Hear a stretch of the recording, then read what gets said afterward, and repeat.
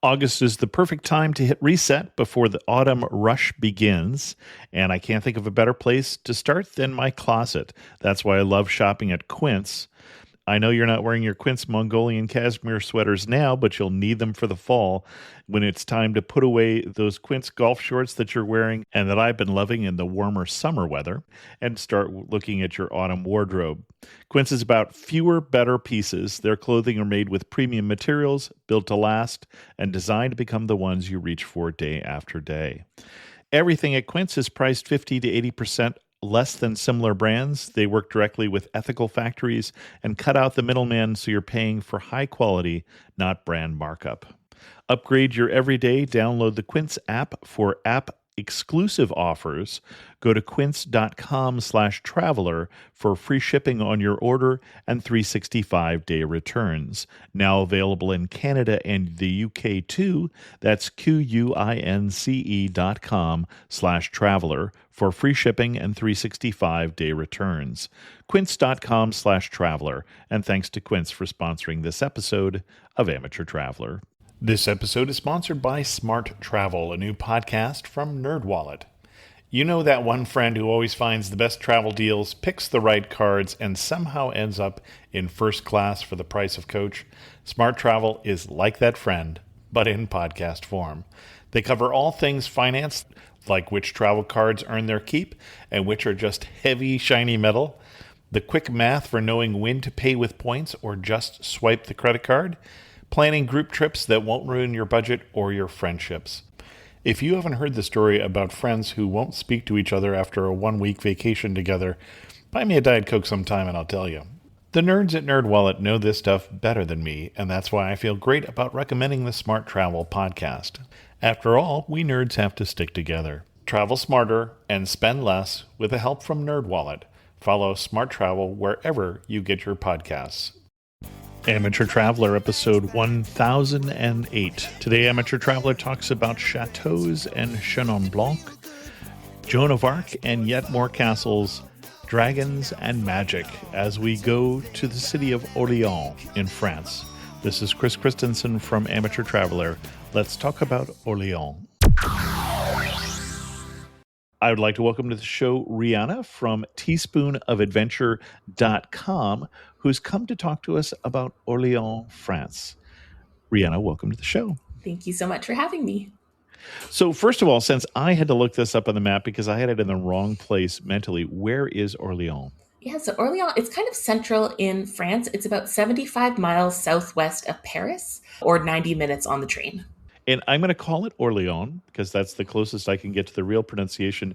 But it's Old Orleans. If we have New Orleans in Louisiana, this is what it's named after. Correct. Yeah, Orléans is the sort of starting name for New Orleans in Louisiana, as well as there's an island named Orléans in Quebec as well here in Canada. So we've inspired a lot of places. Excellent. And why should someone go to Orléans? Someone should go to Orléans because it is a very charming town, half-timbered houses, cobblestone streets. It has a storied history as a river trade port. All of the goods that were coming into Paris would pass through Orléans, as well as a very exciting history with Joan of Arc, who liberated Orléans after a year-long siege from the English. As well, it is the gateway to the Loire Valley. So if you're looking to explore the chateaux, the medieval towns, the wineries, Orléans is the perfect base to do that from. Excellent. What's your connection with the region? Yeah, so last year, my husband, daughter, dog, and I actually lived in Orléans for 6 weeks as part of a longer Europe trip that we were doing. So very familiar with everything to do in Orléans, and we went on tons of day trips throughout the Loire Valley as well. Excellent. Well, what itinerary are you going to recommend for us? Yeah, so the itinerary I've got, we're sort of splitting the week. We're going to do the first half in Orléans proper, and then we'll do the second half doing some day trips through the Loire Valley. And I'll apologize now for my French just throughout this. Not fluent, do know a little bit, but not enough. So I'm sure I'll butcher some of the words here. So starting on day one, so the first thing you're going to do is head to the tourist office, which is actually in the city center at Place du Martroi. And you're going to pick up a self-guided audio tour. So So for €9, you'll get one of those old school, looks like a TV remote, and you'll be able to go on a self-guided audio tour of the whole city. So it's going to take you through the biggest icons in Orléans, and the city itself, it's quite small, very walkable. So this is definitely something you could do. You could spend kind of half a day leisurely taking your time going through all of these sites, stop for a coffee, a snack as you need it. And I can kind of talk you through some of the main places that you'll see on this audio tour. Sure. So the first one coming up would be Hotel Groslo, which is the former city hall. So this was a private residence that was built for the bailiff of the King of France back in the mid 16th century. And the claim to fame is that some of the kings of France through the 16th century either visited there, or King Francois II actually died there as well. So that's why it was important. And it became the town hall of Orléans back in 1790. And that has now moved across the street to a different building. But what's cool is that people can actually go in and visit. So they have a bunch of open rooms. There's about 5 or 6 rooms that you can walk through. You can see the study, the wedding room where they actually still hold weddings to this day. We watched a couple couples outside taking their wedding photos. Lots of tapestries, lots of art. So very cool space to walk through for free. And again, that audio tour that you picked up from the tourist office is going to describe all of those rooms to you as you walk through them. Okay. And this is, you say the old city hall. We're going back to the 1500s here. So yes, we are. Yeah, it was built in 1549 to 1558. So yes, very old. And then across the street from that is one of the other claims to fame for Orléans, which is the Orléans Cathedral, or the St. Croix Cathedral. So this goes way, way back. It started as a Roman temple back in the 13th century, obviously destroyed, rebuilt. So the current Gothic style cathedral that you're seeing was built between 1601 and 1829. So this cathedral, famous for a lot of reasons. It's tied for the 4th tallest cathedral in France. I always laugh at that it was tied for 4th. Like, why not just add a little bit to the top to win out the spot? But no, tied for 4th tallest. And during the siege of Orléans, which is the one that went on for an entire year until Joan of Arc came through with her armies to liberate the city, this was a cathedral that she visited quite often. So they have a whole chapel dedicated to her inside of the cathedral. And there's this really epic looking statue of Joan standing on top of 2 leopards that kind of represent the English, because the leopards are on the English coat of arms. And the ironic thing about that is just outside of the chapel, there's this huge plaque that is thanking British soldiers for their help during World War II. So the placement of that, I don't know who was responsible for that, but the placement of that is quite funny. Well, the relationship has improved. Yes, true. Maybe that's what they're trying to tell us. But yeah, beautiful cathedral, definitely worth a visit. And you can just walk in for free. And again, that audio tour you have is going to share more of the history with you, point out different stained glass and statues. And you'll be able to see, if you look up to the tower, you can see some of the bombs from World War II, like where they impacted the tower. You can see things like that. So very cool to take the audio guide and learn a bit more as you're looking through the building. You'll then come down to the Loire River, so you'll walk through some sort of the oldest parts of Orléans. You'll see where, when it used to be a Roman city way back in the day, where the city center was. You'll see the oldest half-timbered house, a lot of famous streets, cobblestones, half-timber, all that good stuff. And then we'll come down to the Loire River, and this is sort of the beating heart of Orléans, as it were, because, as I mentioned, all of the goods that were destined for Paris would flow through the Loire River, and they'd flow through Orléans. So Orléans used to be known as the sugar capital of France, because the sugar would come through to Orléans, and that's where it was refined before it was sent out to the rest of the country. As well, all of the wine would come through Orléans, but because the Loire River is so shallow, and you have to have quite a flat-bottomed boat to come through, unfortunately, a lot of the wine would spoil by the time it reached Orléans. But the Ney people were quite clever. They decided, instead of wasting the wine, that they were going to turn it into vinegar. So these days, Orléans is still very well known for their vinegar. They use that to make mustard as well. So that's something, when you're in the city, you're definitely going to want to try some of the Orléanais vinegar and mustard that they create there. And is it a similar mustard to a Dijon, the French mustard we're used to? Or I would say yes, but I'm probably the wrong person to ask. I'm not a huge mustard fan, so I would have it on top of something, but I wouldn't sample it on its own. But we did pick up, there's a brand called Martin Purée, which is sort of a famous Orléans brand. Makes for a great gift to bring home. They make little packs of vinegars and oils and mustards and things like that. So we did try some of those, and they tasted good to me.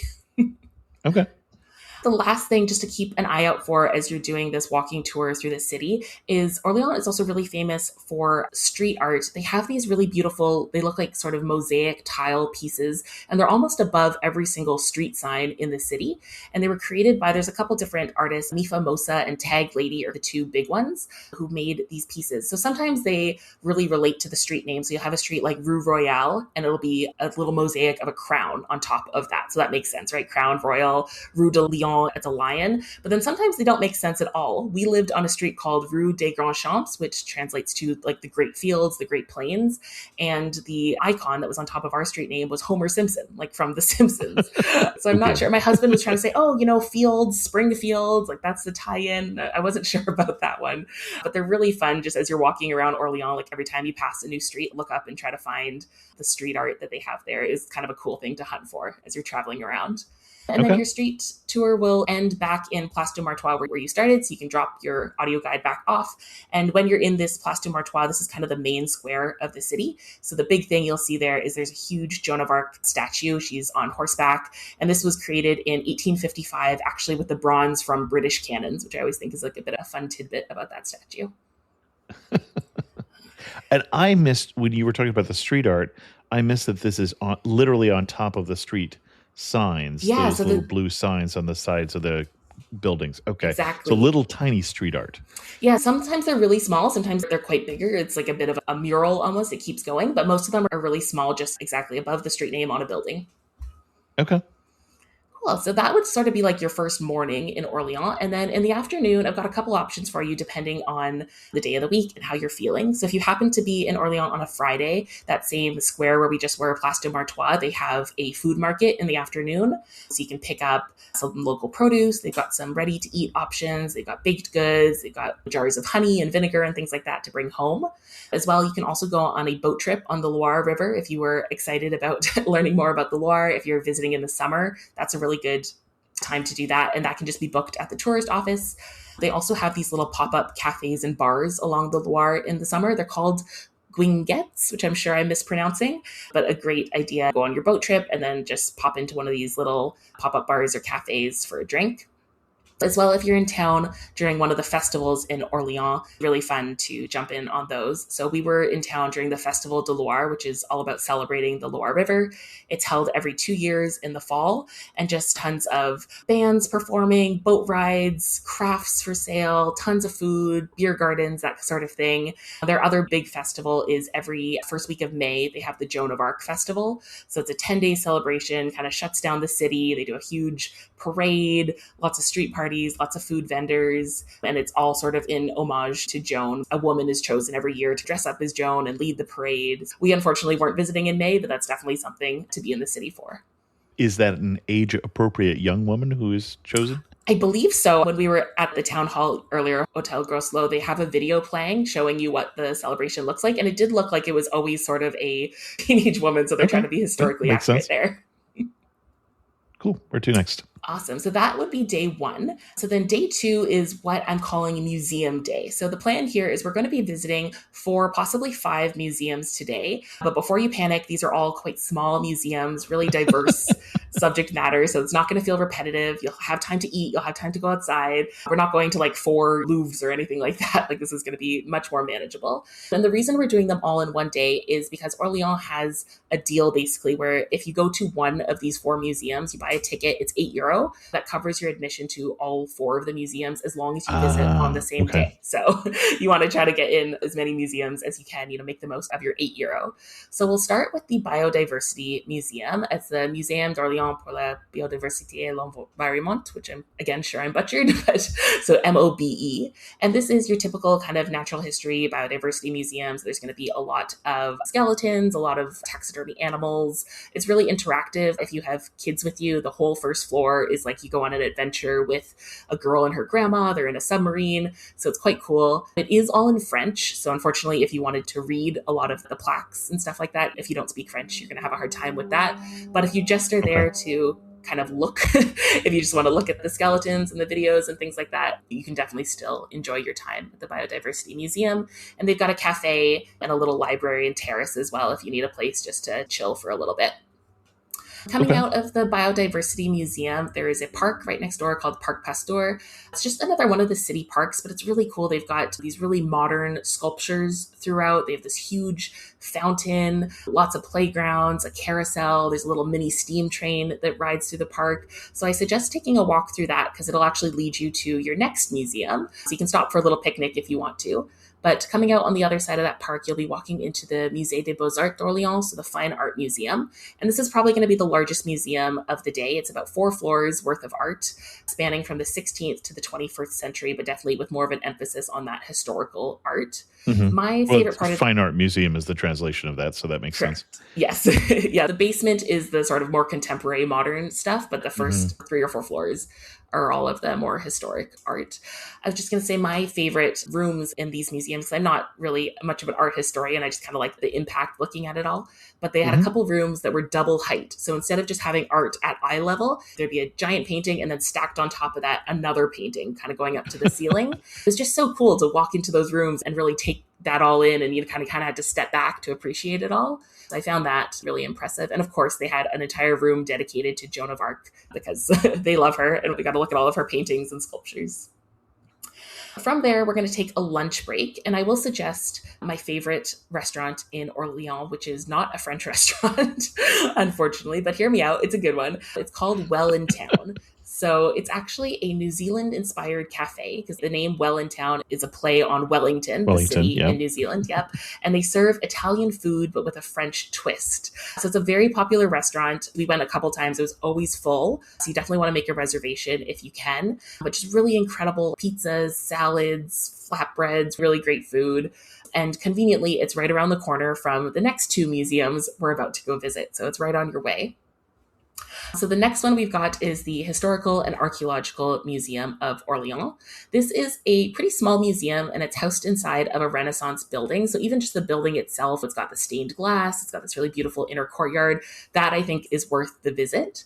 When we were there, they had a temporary exhibit on the first floor that was about the history of Japan. So not so related to Orléans, but was interesting to walk through anyways. And then heading up from there, you've got first and second floors that are filled with statues and carvings, a lot of metal work. There's a VR section where you put on like a VR headset and you get to fly over the Loire River. There's a little area for arts and crafts for kids. And then my favorite room was explaining how the vinegar making in Orléans started. So there was a lot of like old school barrels and showing you the different casks and things like that they would use to make the vinegar. A lot of it, again, is in French. So if you're looking to really read up on the history, that's going to be difficult if you don't speak French. But if you're happy to just look at the visuals, and they did have some English translations, just it's not going to be everything. So have your French language in your translation app is what I'm hearing you say. Yes. If you're wanting to learn more than the basic overview, you'll probably need to do some translation work. Okay.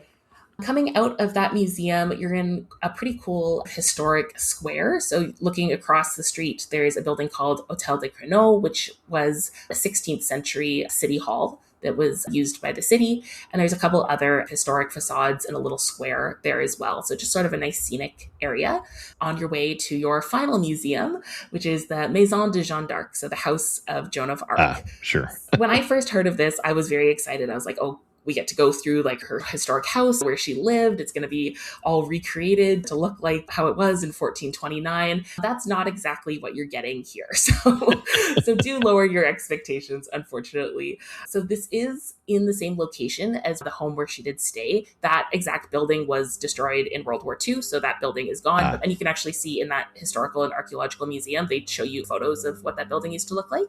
But this is in the same location. However, the entire museum is just one room and it's watching a video. So it is quite low key. It's a 15-minute video. It is in English. It airs in different languages. So you just let them know when you come in what language you speak and they'll show the video in that language. If you were expecting a big museum about Joan of Arc, that's not what this is going to be. But it is a good thing to do because one, it's included in your ticket. You've already paid your €8 to go to the museum, so you might as well. But it's also just a good way to get an overview. If you don't really know Joan of Arc, you're not really sure what her story is, it's a good way to just, sit back for 15 minutes, put your feet up, watch the video, and they'll kind of tell you all about Joan and show you different historical paintings and videos and things like that. So it's quite a cool thing to do. I think worth doing for sure. Okay. You may have heard about Built as the loyalty program that lets you earn points on rent wherever you live. Well, they just leveled up even more. As of 2026, homeowners can also earn up to 1.25x points on their mortgage payments. This is thanks to Bilt's three new credit cards: the Palladium Card, Obsidian Card, and Blue Card. All three turn your housing payments, rent or mortgage, into flexible rewards, so you can choose the card that fits your lifestyle without missing out on points and exclusive benefits. Bilt points can be redeemed at top airlines and hotels, Amazon.com purchases, future rent payments, and more. Bilt points have also been ranked by top publications as the industry's most valuable point currency. Your housing payment is already your biggest expense. Make it your most rewarding. Find the card that fits your lifestyle and apply today at joinbilt.com/traveler. That's joinbilt.com/traveler. Make sure to use our URL so they know we sent you. Terms and limitations apply. Subject to approval and eligibility, Bilt cards are issued by Column NA, member FDIC, pursuant to license from MasterCard International, Incorporated. When we were kids, summer meant freedom. No homework, no teachers, no school. And as adults, summer means freedom thanks to Mint Mobile's summer sale. Right now, all of Mint Mobile's plans are $15 per month, even unlimited. So free yourself from big wireless and their gimmicks and gotchas and switch to Mint for high-speed data and coverage on the T-Mobile 5G network. I told you that long before Mint Mobile became a sponsor, I was looking at Mint Mobile to save money on my wireless plan, because why spend more? All plans come with high-speed data and unlimited talk and text delivered on the nation's largest 5G network. To get your new plan for just $15 a month, go to mintmobile.com/traveler. That's mintmobile.com/traveler. Cut your wireless bill to $15 a month at mintmobile.com/traveler. That's it. There's no catch. Upfront payment of $45 for 3 months, $90 for 6 months, or $180 for 12 months plan required. $15 per month equivalent. Taxes and fees extra. Initial plan term only. Greater than 50 gigabytes. May slow when network is busy. Includes up to 20 gigabyte hotspot. Capable devices required. Availability, speed, and coverage varies. See mintmobile.com. Awesome. And then we're almost done our museum day. Coming out of the Maison de Jeanne d'Arc, there's a little garden. It's called the Jardin de Jacques Boucher, which Jacques Boucher was the person who actually hosted Joan of Arc during the siege. So it's named after him. It's kind of a cool garden because there's some green space, there's a playground, but there's also a medieval tower and this 16th century pavilion, and it backs onto a church. So it's one of those things I think kind of only in Europe where you kind of get the mix of the modern and then these reminders of the past as well. So that's quite a cool thing to walk through. And then if you have it in you to go to one more museum, I've got one more on the list here, which totally optional. You might be museumed out for the day, but this one's called the FRAC, F-R-A-C. It is a free museum, so this isn't part of that €8 for 4 museums deal. So you don't have to do it today or any day, really. And this one is all about contemporary art around the theme of architecture, because the building itself is quite cool. It's kind of got this funky, futuristic sculpture thing out front, a bit hard to describe. So even if you just walk by just to see that, it's quite cool. But because it's free, you might as well pop in and you can learn a little bit more about contemporary architecture. They've got some really cool models and sculptures that you can look at. Okay. Yeah, so that's your museum day. A very non-medieval building. Yes, yes. Big difference from the previous buildings you would have been spending time in.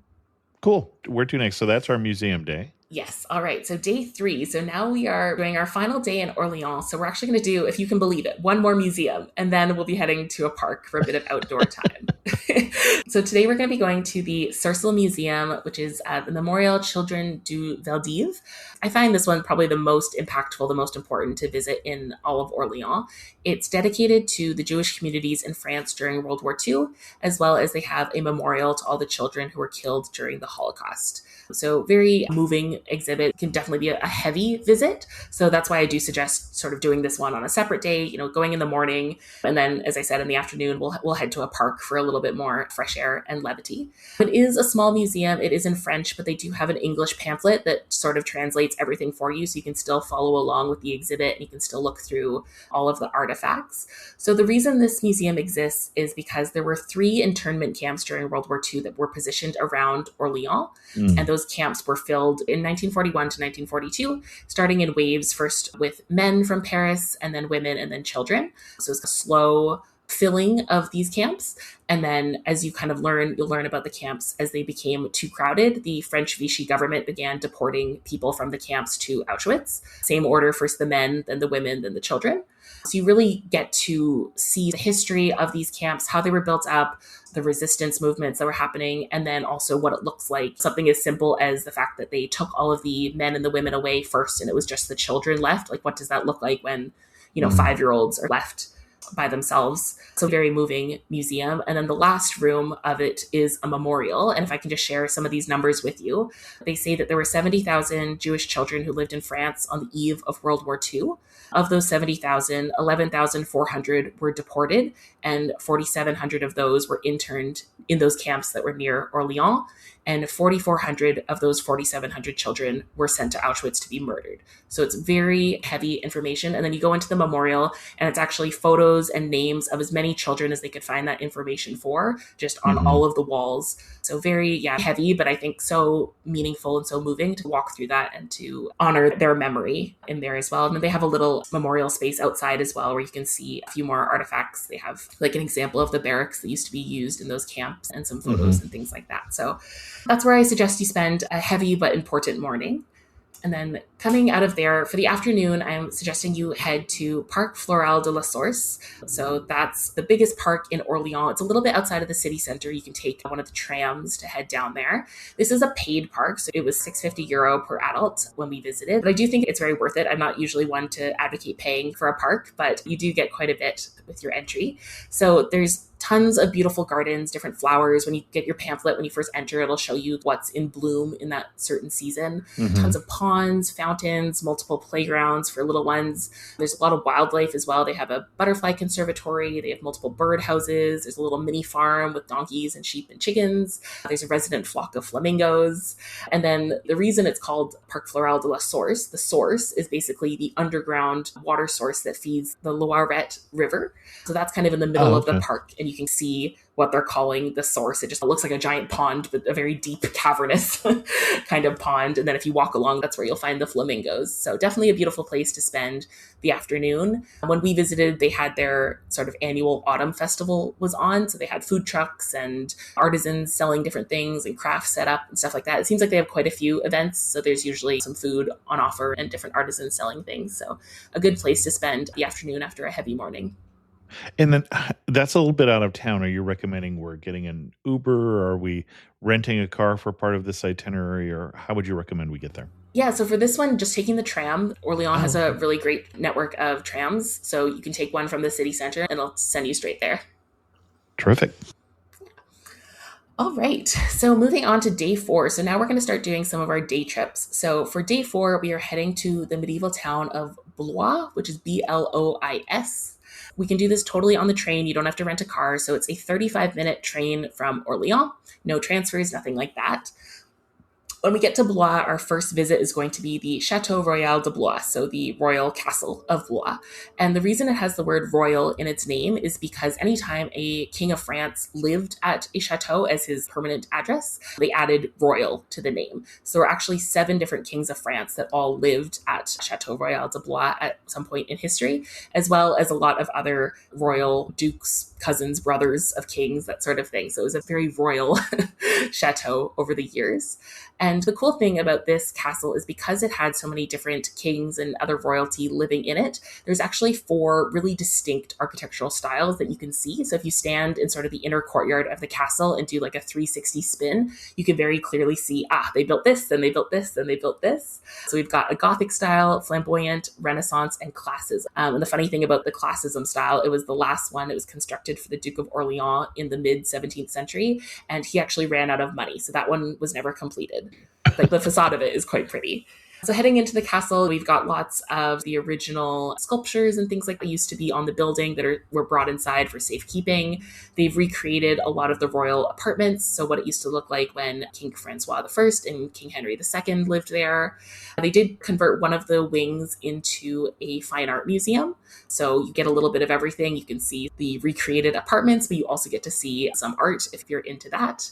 And then they also have a beautiful sort of terrace and garden area off to the side. It is a smaller garden compared to some of the other chateaus we'll talk about shortly, but it is worth a look. There's a beautiful view over the city from the garden as well. And then, of course, they have a little chapel on the grounds that you can walk through with some nice stained glass.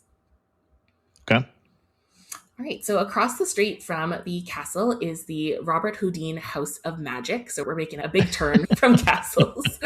So Robert Houdin he's basically known as like the father of modern magic. So you can go through this house. They do shows at different times of day, and you can basically learn about all of the different magical items that he used and that other popular magicians were inspired to use. Unfortunately, we didn't have time to go in the house, but they do a little show outside of the house. Basically, every 30 minutes, the house kind of comes alive, and they have these sort of like dragon snake things that pop out of the window and kind of do a little dance, and the shutters move and things like that. So that's quite entertaining to catch. We didn't know what time it was happening, and we came out of the castle and the house was moving, and we're like, what is that? And we ran across the street. So that's quite cool. And I think especially if you were interested in magic or if you had kids with you, I think this would definitely be a big hit. So you're done with the castle, done with the magic house. You can come down into the old town of Blois. This is where you're going to see a lot of restaurants, shopping, pedestrianized streets. There's a couple little things here you might want to check out. There's the Museum for Resistance, Deportation, and Memory. So this is a Second World War reflection museum. We did walk through this one. I will say I think the one in Orléans was probably more impactful. But if you are very interested in World War II, it's worth a walk through. You do get to go down into the basement where they have like an air raid shelter from that time that you can kind of look into, which I thought was quite interesting. And then also in the old town here, we've got the Denis Papin staircase, which is this large staircase, 120 steps. And basically since 2013, they've been painting the stairs every year in a large artwork to represent something that's happening in France or in the city of that year. So every year it looks completely different. It's quite cool. And it's one of those things where you kind of have to see a picture. Yeah, you got to kind of step back a little bit farther to actually take in all the art. So when you first come up to the stairs, you're kind of like, well, what is this supposed to be? And you start to walk them and you're like, wait a minute, no, I need to go the opposite direction. I got to go a couple blocks back to kind of take it all in. So that's kind of a cool thing to look at. And then if you still have more time, more interest, there's also a contemporary art museum called the Foundation of Doubt. So you can head there and check out, they call it a vibrant place for learning, exhibition, and expression. And then there are also a number of... Why the Foundation of Doubt, though? That one I'm not sure. They're only open half the week and in the afternoon. So unfortunately, we didn't get to visit it. But I think it's supposed to be quite cool. To create is to doubt is to create is their motto. Tagline. Yeah, I like that. That's cool. Yeah, it seems cool. And then probably less contemporary, there's quite a few churches in Blois as well. St. Saturn's Church, St. Nicholas Church, the Blois Cathedral, lots of different ones. You can pop into any of those for free and just take a little walk through. I'm always a big fan of walking through European churches. I just think they're always so beautiful. So there's one right across from the castle. So there's definitely lots of opportunities to pop into churches if you like to do that. And that about wraps up our day in Blois. So you can take the 35-minute train back to Orléans for the night. Okay. All right, so day 5, we are heading out again for 2 more castles. Today we're going to hit 2 medieval towns. Up first is Meung-sur-Loire. So this is only 12 minutes on the train from Orléans, so very easy.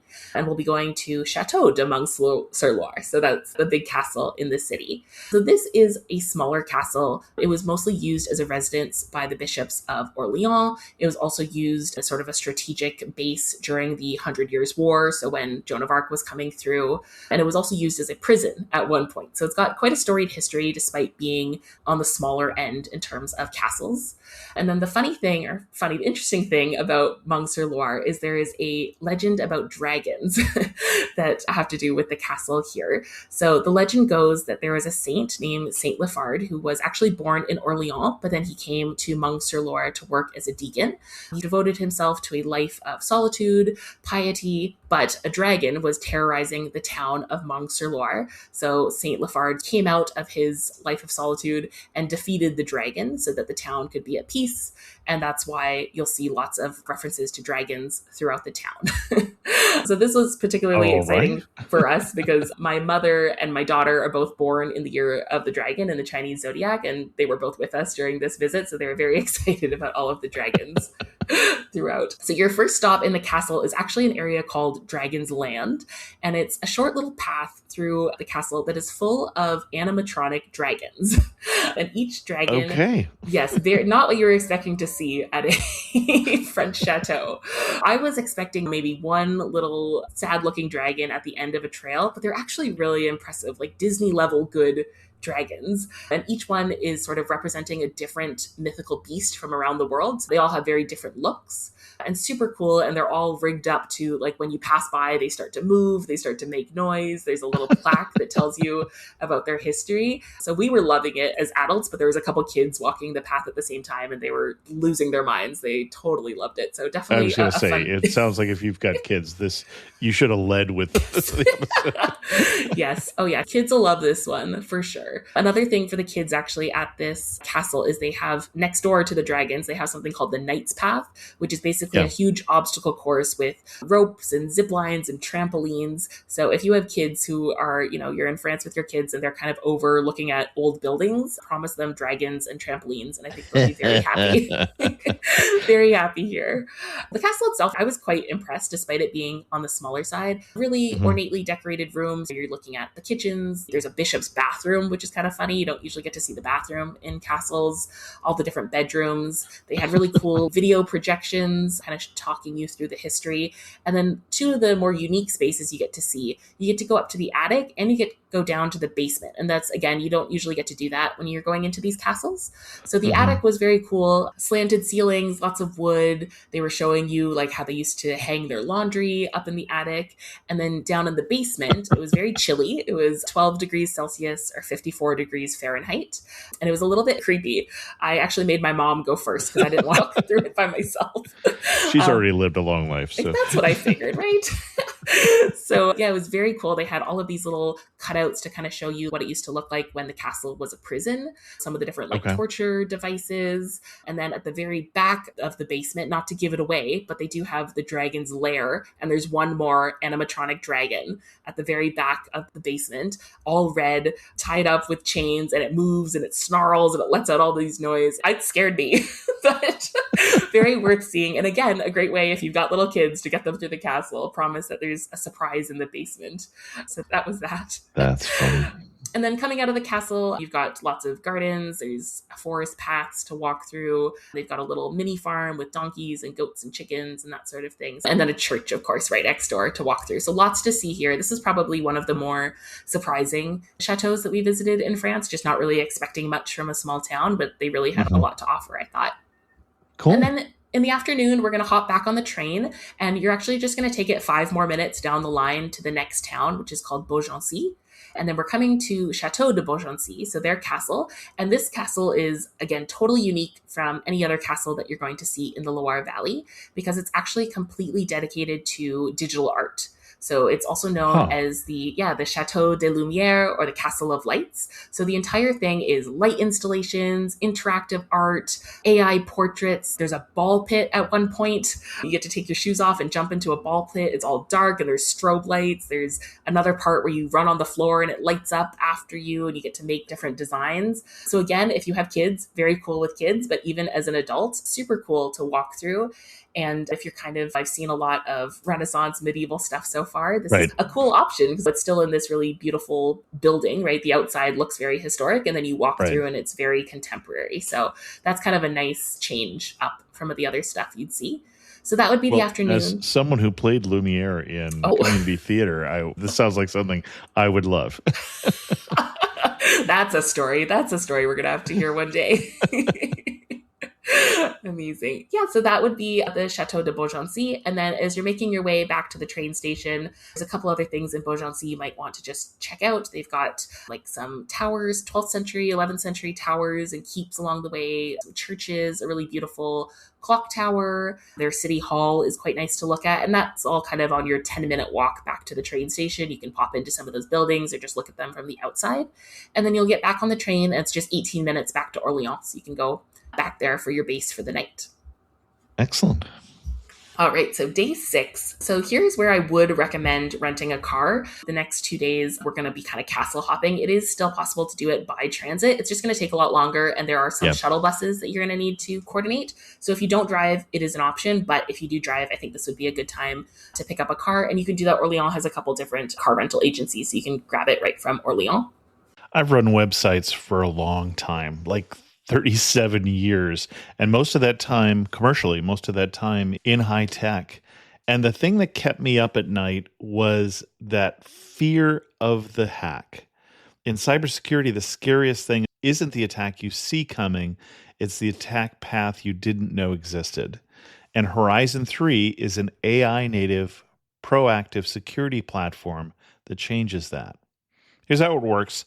Horizon 3 Node 0 is an autonomous AI hacker that continuously attacks your own environment at machine speed, the same way a real attacker would, finding all the areas that are vulnerable. You can stop guessing and start knowing that your defenses are intact, because Node 0's results is a loop. Hack, fix, verify, repeat. It finds the problem, you fix it, and in one click you can confirm it's secure. And then you can sleep better at night. See exactly what an attacker would find in your environment before they do. Go to horizon3.ai/traveler and request your free Node 0 demo. Visit horizon3.ai/traveler. Again, that's horizon3.ai/traveler. No commitment required, results in hours, not weeks. And thanks to Horizon 3 for sponsoring this episode of Amateur Traveler. We have a number of sponsors on Amateur Traveler, and I'm grateful for all of them, but my wife is excited that Boll & Branch has come back as a sponsor. If you're not familiar with Boll & Branch, they have high-quality organic cotton sheets, pillows, blankets, and comforters that are all designed to be breathable, incredibly soft, and get better over time. We have Boll & Branch on our bed right now.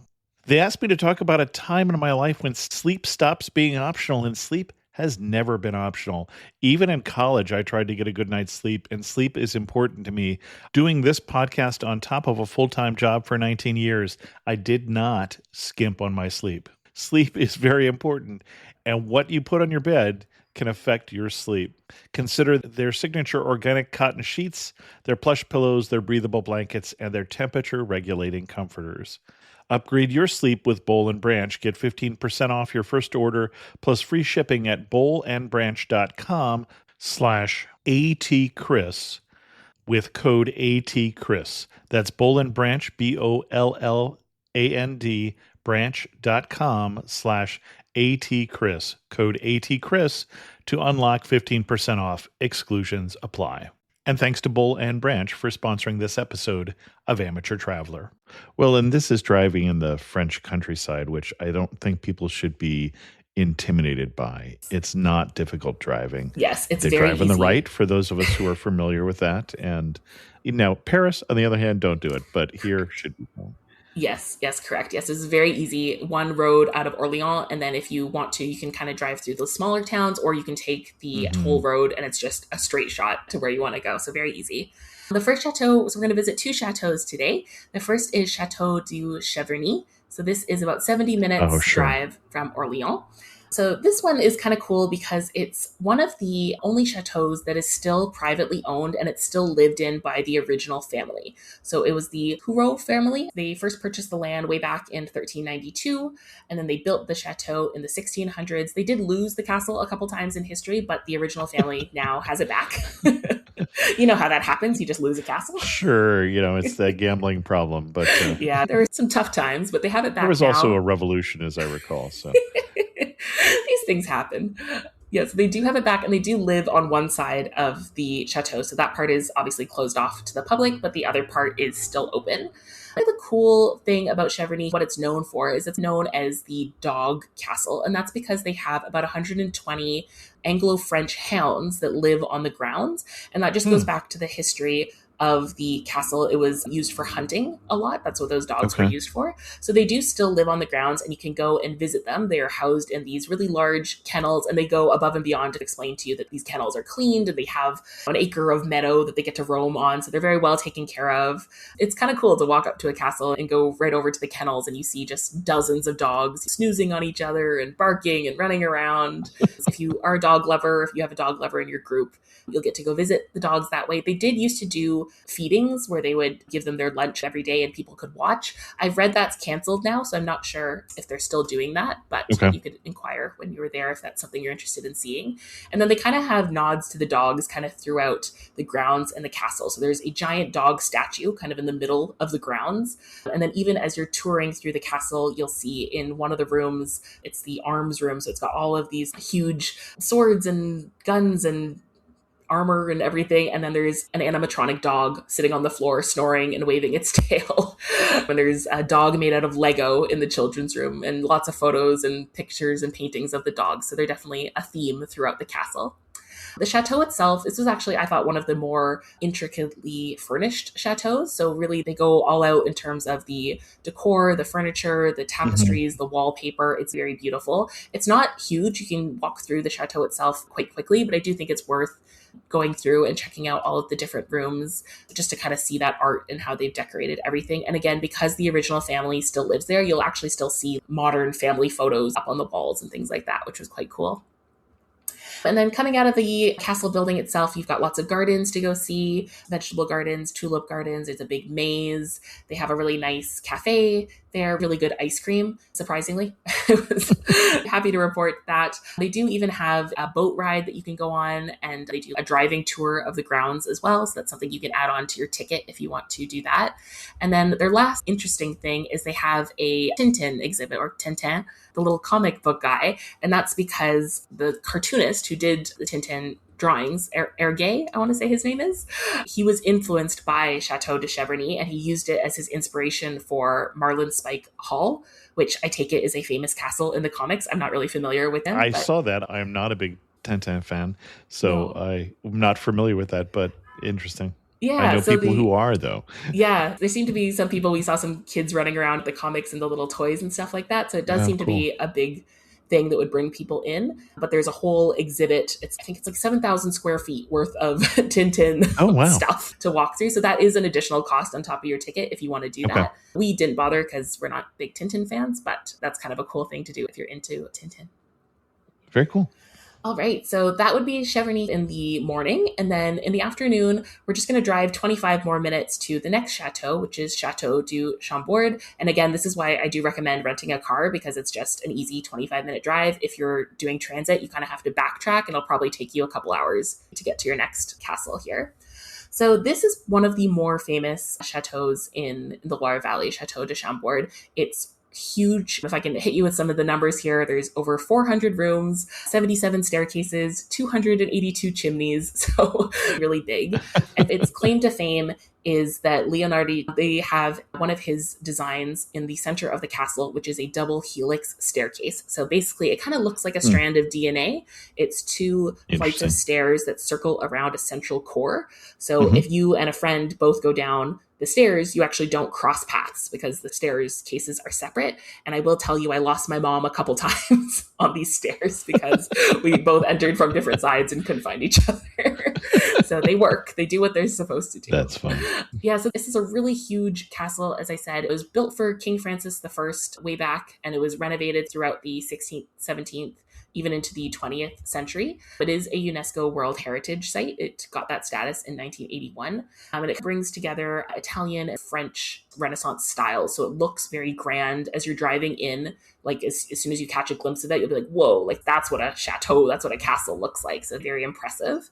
And because it's so big, you probably are going to need a couple hours to go through it. It's not as intricately furnished as I would say Cheverny is. You're not going to see a ton of furniture and tapestries and art It would in every take a single lot room. of furniture. So Exactly. Yeah. 400 rooms. You can't be doing that. So yeah. some of them are more bare, and they do have about a floor's worth of living quarters. You do get to see some of the beds and the desks and that sort of thing. That's always my favorite part. I like the recreated rooms. But Yeah. they also have another floor that's totally dedicated to art. They have different exhibiting artists that will come in and do galleries and showcases. They have some children's areas with some activities. They have a bunch of taxidermy as well, and that's because the castle used to be used for hunting. When the kings would want to go on their hunting trips, they would come to this castle. So they kind of want to honor that history as well. So they've Yeah, got, it looks like a little hunting cabin. just your regular Just 400 your room regular. Oh, yeah. hunting cabin. We thought about building one of these out in the woods. Yeah. Exactly. And then you don't want to miss the rooftop, which is very cool. So we make your way all the way up to, I think, about 4 stories high. And it's very cool because you get to walk around and actually see all of these sort of Gothic spires up close. So the architecture of that is amazing. And then, of course, you've got really beautiful views over the gardens and the rest of the grounds. They are quite large. I think they have bikes, golf carts, 4x4s, lots of different things if you want to rent them to check out the grounds a little bit farther than you can get on foot. There's a boat ride you can take down the canal. They've got lots of gardens. There's a whole street of restaurants and cafes. So it really is a large site. You could definitely spend a few hours here for sure. So that would be Chateau de Chambord. And after that, it's about an hour drive back to Orléans. All right, so we've made it to day 7. So we've got one more castle here in the morning and then a bit of a choose your own adventure in the afternoon. So we're going to Chateau de Chenonceau. If you kept your car from yesterday, it'll be about an hour and a half drive from Orléans. You could also take the train. It's going to be about 2 to 3 hours and you'll have to connect at one point. This was my favorite castle that we visited in the Loire Valley. And Chateau de Chenonceau, it's actually known as the Ladies' Castle because there were 8 sort of women through history who lived there and really left their mark on the castle. Okay. I can quickly go through them if you want a bit of a history lesson, but if we're short on time, I always love the histories. So all right, let's go. So first up was Catherine Briconnet. So she built the castle with her husband, Thomas Bohier, in the 16th century. All that remains of the castle that they built is there's one tower kind of in front of the current structure. So that's the oldest part of the castle. Up next was Diane de Poitiers, and she was given the castle by King Henry II. She built the bridge off the back of the castle, which is sort of one of the reasons why it's so famous. And then we have... And she was the mistress of the king, is why she got the castle. Correct. You missed that part. Oh, it leads into our next lady, because coming up next, we have Catherine de Medici, who removed Diane from the castle. Said, nope. Which funny enough, ties into Cheverny Castle, which we visited the day before, because when Diane was kicked out of Chenonceau, she actually went to Cheverny. So that's one of the times when the Hérault family lost that castle, was because Diane went and took it from them. Oh my gosh. So it's really interesting as you visit these castles, how weaved into each other they all are. So yeah, so Catherine came in, Catherine de Medici removed Diane. She was up next. And then we had Louise of Lorraine, who was mourning her husband, Henry III. She was actually the last royal to live there. The 5th famous woman was Louise Dupin. She came in the 18th century. She sort of brought some life back to the castle, and she did save it during the French Revolution. The 6th woman was Apolline, the Countess of Villeneuve, and she restored the castle and planted some of the gardens and trees that are still there today. Then we have Marguerite Wilson Pelouse in the 19th century, and she sort of restored it to look like it did back in Diane de Poitiers' time. And then the last famous woman who lived there was Simone Meunier, and she oversaw the hospital that was stationed at the castle during World War I and helped to care for the soldiers there. So lots of famous ladies, and they kind of say this is why Chateau de Chenonceau is one of the more beautiful castles in the Loire Valley, because it's kind of got that like women's touch. So, take what you will from that. But I thought it was quite a beautiful castle. Well, it has the odd thing of most of it is over the water, which I think is the other thing that gives it a very unique look. Yeah, so that's super interesting. So it's called the Gallery, and it's that bridge that goes over the river. And the interesting part about that is during World War II, that river was actually the line of demarcation between the zones. So they would actually use that gallery, that bridge, as a way to pass people through. So the resistance would pass people and supplies through that gallery to get over the river. Between the occupied zone and Vichy, France? Yes. So the castle itself was in the occupied zone, and then the river was kind of that line of demarcation. And then people in the resistance would sort of use the bridge to pass things through. So I thought that was a very cool use of the castle for sure. Yeah, so heading inside the castle, really beautiful tapestries, gorgeous bouquets of flowers in every single room, and those are all from the gardens on the grounds of the castle. The basement is 16th century kitchens, is sort of how they've dressed it up, and it's probably the largest kitchens I've seen in any chateau. Different rooms for the ovens and butchery and baking and the servants' quarters and the kitchen prep area, so very cool to walk through all of those. You get to see where Catherine de' Medici would have lived, what her study would have looked like, all of these different bedrooms for Louise of Lorraine because she was there mourning her husband who had just died. They have her room in all black to signify her mourning. And then coming out of the chateau building itself, you're faced with two gardens. They have Diane de Poitiers' garden on one side and Catherine de' Medici's garden on the other. So a bit of a battle there. You can see which one you like better. Those are beautifully manicured gardens. And then there's a few more gardens you can walk through, especially the vegetable and flower garden is quite beautiful. Lots of things growing there. And they've got some animals, horses and donkeys and rabbits and that kind of thing at the back. And then another reason why I loved Chenonceau so much as a castle is because besides just the beautiful castle and grounds, they actually have a few other buildings that you can pop into and visit, which I thought was quite cool. Okay. So they have something called the Domes building, which is actually built by Catherine de' Medici. And inside that, there is the Queen's apothecary. So you can see this room. It almost looks like something out of Harry Potter. Like they've got all these different cabinets with different... Okay. The potions. witches' brews. Yeah. Exactly. And then they have another room called the Science Cabinet, which kind of shows advancements in scientific technology back in the day. So nothing modern, but very cool to see what the thought was behind some of the scientific advancements of the time. They also have a military hospital because Chateau Chenonceau was used as a military hospital back in World War I. So they walk you through what that setup looked like, as well as a 16th century farm, which kind of feels like walking through an old-timey village. So I just loved that there were these other buildings and places to visit besides just the castle itself to get a bigger history for the area. Okay. All right, so that's your morning. I think you could spend the whole day at Chenonceau if you wanted to, but I wanted to give a couple other options in case you were looking for something else to do in the area. So there are some other castles nearby. There is Domaine de Chaumont-sur-Loire, which is about a 30-minute drive from Chenonceau. They're really known for their gardens and art exhibitions. There's also the town of Amboise, which is about 20 minutes from Chenonceau. They've got two castles there, the Chateau Royal d'Amboise, which is actually where Leonardo da Vinci is buried, and then the Chateau du Clos Lucé, which was where Leonardo da Vinci lived, and it has a bunch of his inventions around the grounds. It's something called an aerial screw, a tank, a fan-shaped machine gun. We didn't go there, but I was researching it because it was on our list, and it looks quite cool. So if you need a few more castles, those are all nearby. Otherwise, there is something called La Loire à Vélo, which is basically like the bike path. So there's a huge bike path through the Loire Valley. It stretches 900 kilometers. I'm not sure what that is in miles, but it's supposed to be one of the most beautiful cycling routes. 540. Thank you. 540 miles. Yeah, it's supposed to be a really gorgeous cycling route. And there's a ton of companies that rent bikes, and they can even drop off bikes for you at a train station, or you can pick them up in one city, drop them off in another. So that could be a really nice way to spend the afternoon doing some bike rides on that trail. Otherwise, there's also visiting a winery or a vineyard because the Loire Valley is one of the winemaking regions in France because every region in France, it's got to be known for some wine. I'm not a big wine drinker, so this wasn't something that we did, but they are known for some of their whites and their sparklings. Some of their reds are starting to gain in popularity as well. So there are a few wineries quite close to Chenonceau within sort of a 30-minute drive. You can be tasting some Chenin Blanc, which is apparently a type of wine I don't know about, but that exists. Yes, it is. Thank you.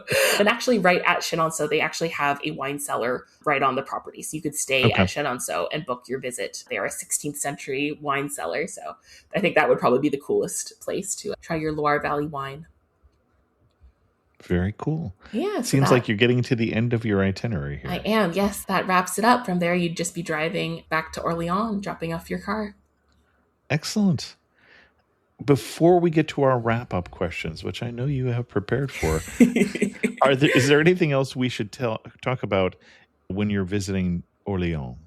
I will just say, because Orléans is a smaller town, sometimes their opening hours will be a little bit more limited. We particularly notice Mondays is a day when a lot of things are closed in Orléans. So if you have some flexibility with your scheduling, I would try to avoid Orléans on Monday, whereas some of those chateaus I talked about are open 365 days a year. So you can play around with this itinerary, move some things around depending on your schedule. Okay. Yeah. Well, for instance, our museum day could easily be the rainy day, if depending Exactly. on when you're going. Any particular recommendation for time of year to go or day of year? Ooh, we were there in September, October, and I thought that was Okay. actually a perfect time. We missed any of the summer crowds, particularly at some of those more popular chateaus. There were still people Hmm. there, of course, but they weren't crowded. You do miss out. There are some things in Orleans, like those pop up bars on the Loire River or being able to Yeah. take a boat ride. Those things are just in the summer. But we did get to go to the Loire Festival, which was in the fall. So pros Oh, and okay. cons. But I'm always a shoulder season fan, sort of a spring, fall Yeah. person. Sure. Food. Any comments on particular recommendations for what to eat or where to eat For in sure. the area? Yeah, definitely. So in Orleans, for sure, you want to try the vinegar and the mustard, like we talked Yep. about. Some other things that are famous to Orleans, there are some fish varieties that come from the Loire River. So a lot of the local, especially the French restaurants, will serve that. They're also really known for chocolate. There's quite a few Oh, chocolate stores throughout okay. Orleans. Yeah, so lots of famous chocolatiers come to the city. So that's always a fun thing to sample. There's a pear brandy that is quite well known in Orleans as well. So that's something to try. And then in terms of actual restaurants, you'll have to excuse me, they're not going to be French restaurants. So take that with what you will. But well in town, like I talked about, that New Zealand Yep. cafe, I really loved. There's a Laotian restaurant called Yensabai that I thought was quite good. And then boulangeries are obviously on every other block, but there's one called Saint Paterne, which was our local boulangerie around the corner from us. So I have to give them a shout out because the croissants and the baguettes were incredible. Excellent. As we get to our wrap up questions, you're standing in the prettiest spot in this whole itinerary. Where are you standing and what are you looking at? I'll bring us back to Orleans. So you're standing on Rue Jeanne d'Arc, so Joan of Arc Street, and you're Yep. facing towards the cathedral. And you're just getting this gorgeous view of the front facade of the cathedral. And they have these flags on the street and they're waving in the breeze in front of you. And it just looks beautiful. It's a beautiful view. Excellent. One thing that makes you laugh and say, only in Orleans. Seeing Joan of Arc absolutely everywhere. She's on the street signs, she's in the street art, statues, stained glass, manhole covers, museums, paintings, on your coffee, on your tea. She is everywhere. I would agree with you, except I've been to Rouen. She died, and she has a place there as well. So almost only in Orleans. That's true. Yes, we also went to Rouen later on this trip, and she was there a lot too. Excellent. If you had to summarize the region in just 3 words, what 3 words would you pick? I would say castles, river, and Joan. Excellent. Our guest again has been Riana from teaspoonadventure.com. And Riana, if we wanted to send people to your best post on the region, where are we going to send them? Yeah, I've got a post called 28 Things to Do in Orleans, so you can send them there. And I've also I got one already have a link to that. Yep. Oh, perfect. And then I've also got one kind of breaking down the different chateaus I talked about, plus a few others to help you decide which chateau works best for your itinerary. Excellent. And I will include links to both of those in the show notes. And again, unless you are a fluent French speaker, you might want to use the show notes to figure out what the names of the places are, because sometimes from the pronunciation, it is hard to know how to type it into Google. So check out the show notes where will have figured that out all for you. Riana, thanks so much for coming on Amateur Traveler and sharing with us your obvious love for the French countryside and Orléans. Thank you. Thank you so much. This was amazing to chat with you, Chris. I really appreciate it.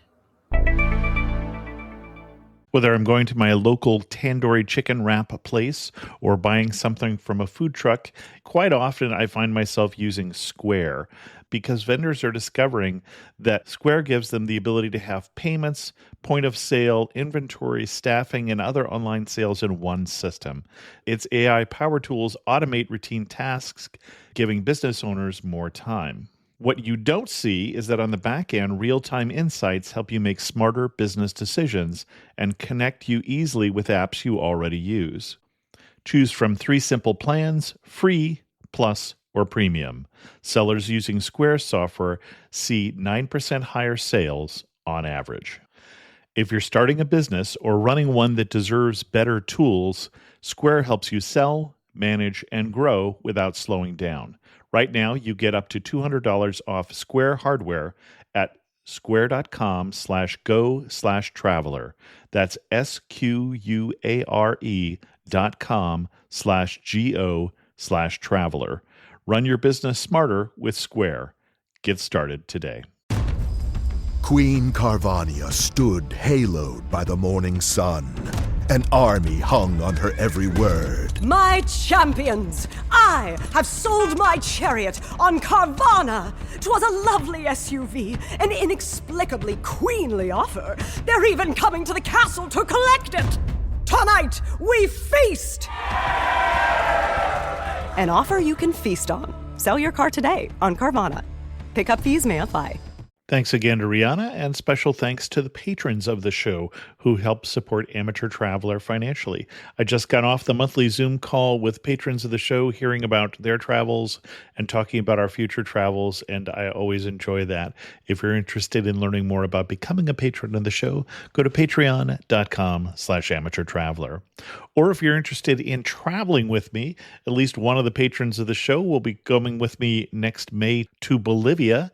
If you'd like to join us, learn more at amateurtraveler.com/trips or drop me an email and I'll send you the details. I'm actually home for 4 weeks and enjoying sleeping in my own bed, but then I'm off to Kazakhstan for a TBEX conference in August. I'm not sure what you're doing for this summer's travel, but I'm hoping Amateur Traveler was able to help you. If Amateur Traveler has helped you with a trip, let me know. It's always encouraging to find that out. And with that, we're going to end this episode of Amateur Traveler. If you have any questions, send an email to chris2x@gmail.com, or better yet, leave a comment on this episode at amateurtraveler.com. And as always, thanks so much for listening.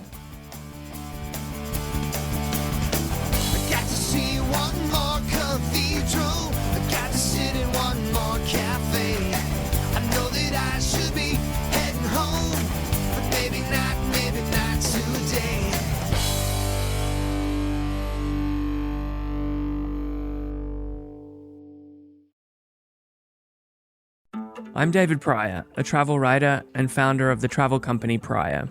I'm inspired by places, but also curious about people. I was 19 years old. It was fantastic. It is so foreign, and it felt so apocalyptic. So here I am talking to culture makers about their stories, what they've discovered on the road, and trying to understand the nature of their curiosity. Talk about where I saw culture for the first time. That mushroom tart, it was like sex. This is a show about how travel informs the story of our lives. This is Traveling Through. Listen wherever you get your podcasts.